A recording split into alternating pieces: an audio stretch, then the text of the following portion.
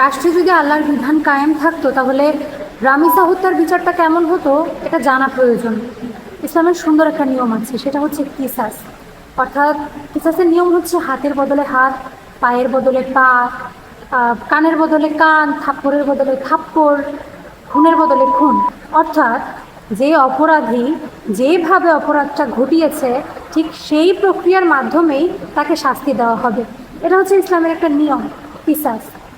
এখন রামিসাকে তার হত্যাকারী যেই বীভৎসভাবে হত্যা করেছে, গলা কেটে হত্যা করেছে, সেই একইভাবে ইসলামের নিয়ম অনুযায়ী সেই অপরাধীর শাস্তি হবে, অর্থাৎ তারও গলা কাটা হবে। এবং এই অপরাধীর শাস্তিগুলো হতে হবে একেবারে জনসম্মুখে, অর্থাৎ দৃষ্টান্তমূলক শাস্তি যেটাকে বলে।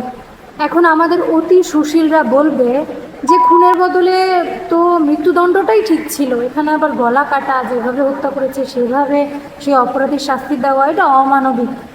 কিন্তু না ভাই, আল্লাহ তো জেনে শুনে দিয়েছেন, আল্লাহ তো জানেন কোনটা অমানবিক আর কোনটা হচ্ছে করলে সমাজে অপরাধটা কমে যাবে, সেটা তো আল্লাহ খুব ভালো মতো জানেন। এখানে আমাদের এত অতি পণ্ডিত হয়ে আমাদের এত মানবতা দেখানোর তো কিছু নাই। আল্লাহ এই যুক্তিটি দিয়েছেন যে যদি কোনো অপরাধীকে এভাবে দিনের আলোকে দৃষ্টান্তমূলক শাস্তি দেওয়া হয় তাহলে অন্য কেউ আর এই অপরাধটা করার সাহস পাবে না।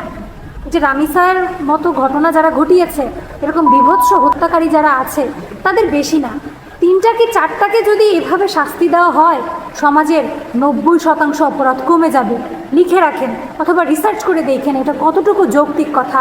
আজকে যদি সমাজে আল্লাহর বিধান প্রতিষ্ঠিত থাকতো তাহলে কোনো অপরাধী যে কোনো ধরনের অপরাধ করেই পার পেত না, সবার দৃষ্টান্তমূলক শাস্তি হতো।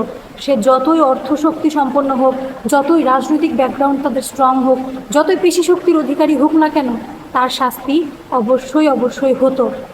এবং যারা ভুক্তভোগী তাদেরকে হাইকোর্ট, তারপর হচ্ছে সুপ্রিম কোর্ট, এখানের দ্বারে দ্বারে গিয়ে ঘুরতে হতো না। কারণ প্রত্যেকটা নাগরিকের মৌলিক অধিকার হচ্ছে তার ন্যায় বিচার পাওয়ার অধিকার কিন্তু রয়েছে। এই অধিকারটা রাষ্ট্রের দেওয়া কর্তব্য। এখানে তাহলে ভুক্তভোগীকে কেন অন্য কিছুর দ্বারস্থ হতে হবে, অন্য কারো কাছে যেতে হবে? এটা তো তার অধিকার, রাষ্ট্র দিতে পারতেছে না, এটা রাষ্ট্রের ব্যর্থতা, রাষ্ট্রকে এটা স্বীকার করতে হবে।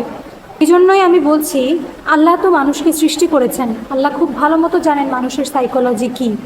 এই জন্যই তিনি কিসাসের বিধান দিয়েছেন এবং যত ধরনের বিধান আছে তিনি মানুষের জন্য যেগুলো তৈরি করেছেন সেগুলো তিনি খুব ভেবেচিন্তে করেছেন। কিন্তু কারণ তিনি জানেন আমরা কোনটা করলে আমরা শান্তিতে থাকতে পারবো, কোনটা করলে অপরাধ কম হবে, কোনটাতে আসলে মঙ্গল আমাদের জন্য বেশি।